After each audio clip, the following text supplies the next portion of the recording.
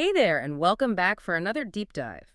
So today we're really diving into something kind of hidden, something that's quietly shaping our world in a way most people don't even think about, the history of information and economics. Yeah, it's way more than just numbers and graphs, right? What we're going to get into is how economists, how they started to completely rethink, like the whole idea of knowledge, what it is, how we get it, who has it. And to guide us through this deep dive, we're using excerpts from The Knowledge We Have Lost in Information. That's a pretty compelling title. It's a book by Philip Moravsky and Edward Nitkoff. And their argument is really interesting. They say this whole shift, this evolution in how economists see information, it's totally changed how they approach markets. The idea of freedom, even what it means to be human, which is a lot. Yeah, that's a pretty big claim. So how do they even begin to tackle a topic that big? Well, they kick things off with a pretty unexpected comparison. They compare economic theory to, get this, spy novels. Okay, now that's a curveball I didn't see coming. Yeah. Spy novels, economics, how do those two worlds even collide? It's all about this fundamental shift in how we view information, and even more importantly, who holds that information. Like, think about the classic detective, someone like Sherlock Holmes, right? Mm. He solves cases with pure brain power, putting together these tiny clues everyone else misses. Right, the lone genius. Exactly.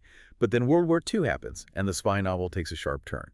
Now, instead of Sherlock, you've got agents like Jason Bourne who are stuck in these webs of misinformation. They have to rely on networks, on intel agencies. It's not about individual brilliance anymore. It's about who can navigate this flood of data coming at them the best. Exactly. And Murawski and Nika, they say a similar kind of shift was happening in economics around the same time. Think about it. Post-war, you've got the military pouring tons of money into computing, into information theory. Which is the perfect breeding ground for this new way of thinking about information. Exactly.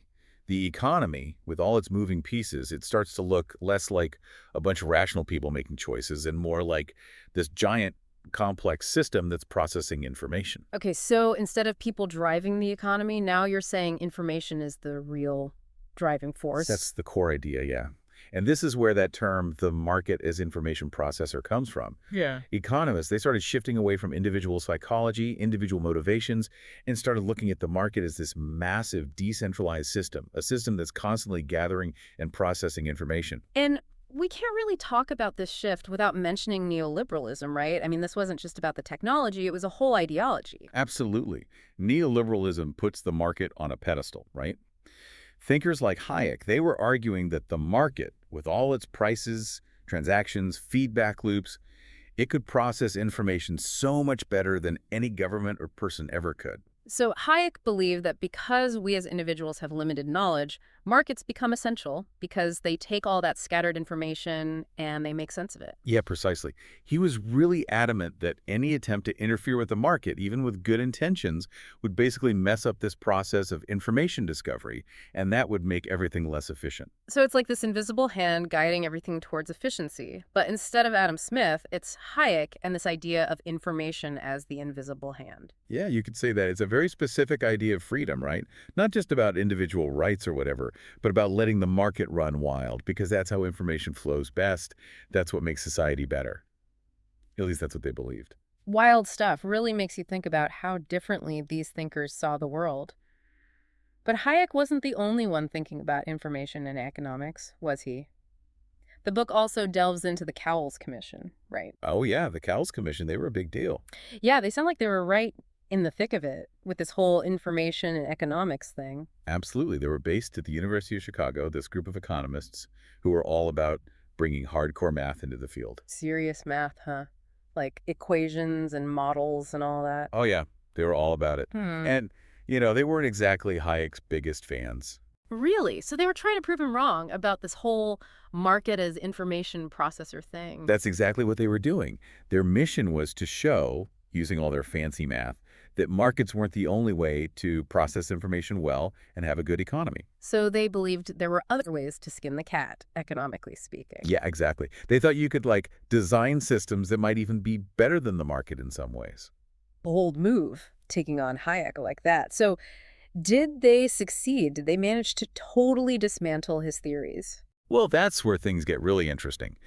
While they were busy trying to prove Hayek wrong, they actually kind of ended up proving him right. at least in some ways. It's like they accidentally reinforced some of his key ideas, even though that wasn't their goal at all. Plus, they attracted some really big names. Jolene Koopmans, Jacob Marshak, even Herbert Simon spent some time there. Wow, Herbert Simon, the artificial intelligence pioneer, what a crew.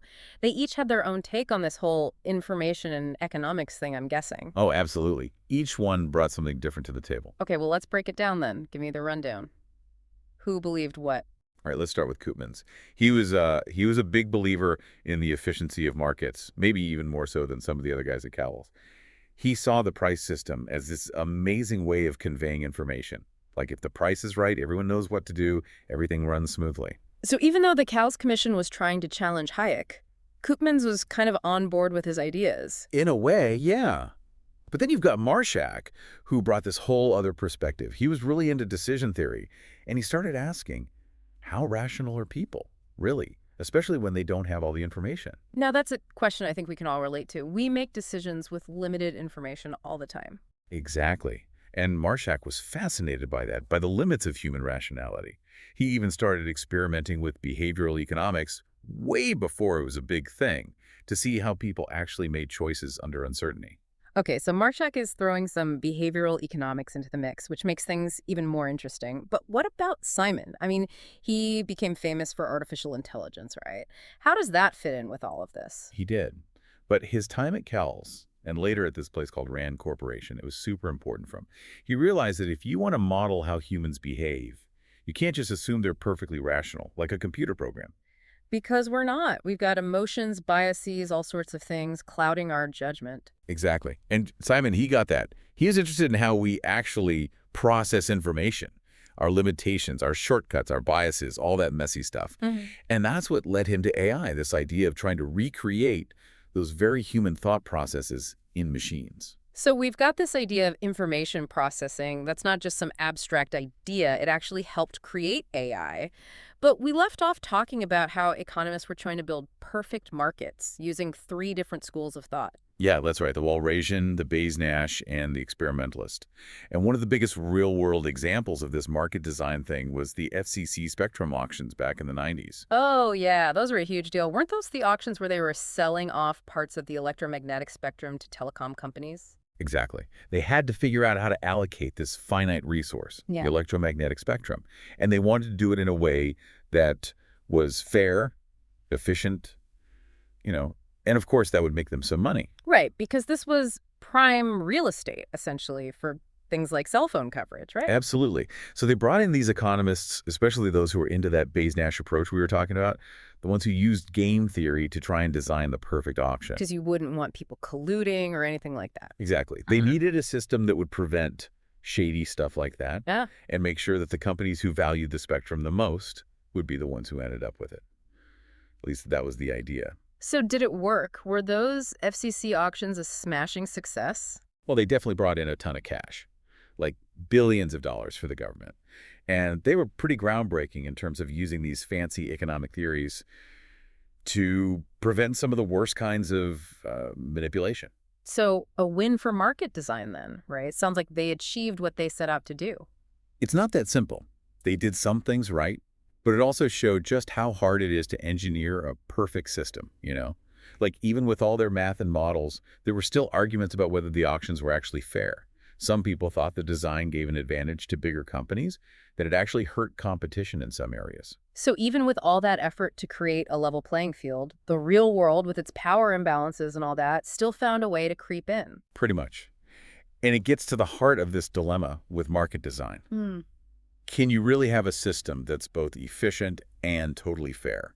Because a lot of the time, those two goals, they kind of clash. So it's like trying to design a perfect game, but some players show up with way more advantages than others, right? It's hard to make it truly fair. Exactly.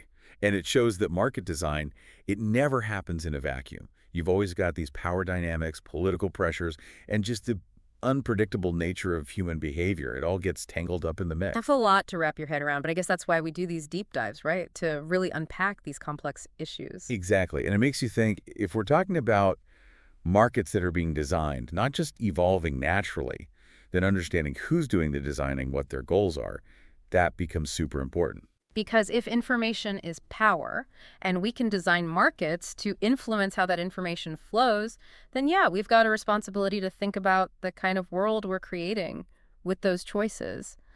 Big questions for all of us, not just the economists. Couldn't have said it better myself. And on that note, to our listener, we'll leave you with this. The next time you're interacting with some algorithm, participating in a market, or just trying to make sense of this increasingly complex world, remember those systems aren't inevitable. They're not forces of nature. They're shaped by choices, choices made by people, by institutions. And understanding the history of those choices, that's the first step to maybe making different ones, maybe better ones in the future.